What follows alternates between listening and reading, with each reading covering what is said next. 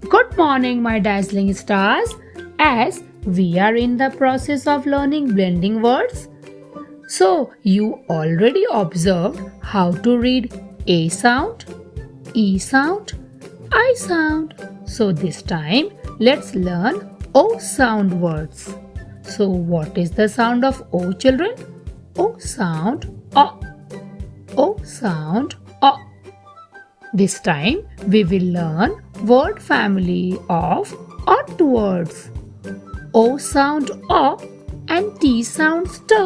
So T makes the sound ot. Now let's read. G O T got. D O T dot. P O T pot.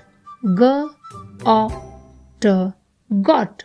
L O T lot. H O T hot. N O T not. R O T rot. Now let's read some sentences.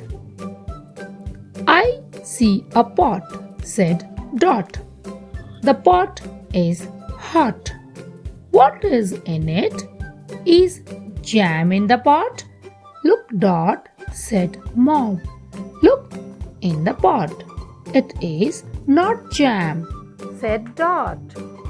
It is ham.